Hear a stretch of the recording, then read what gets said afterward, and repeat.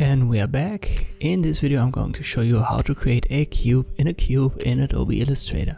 Let us make sure on the view that we've got the smart guides and snap to point activated.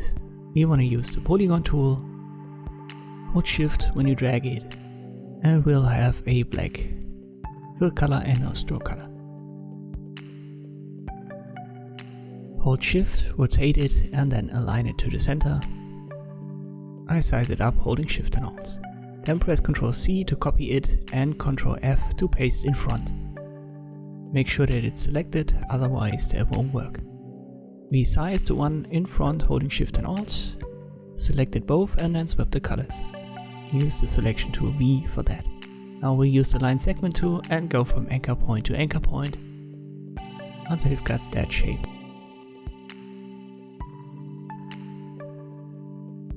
Select it all and use the shape builder tool. And we will connect these shapes. Let us change the stroke color and increase the stroke size. And that's it.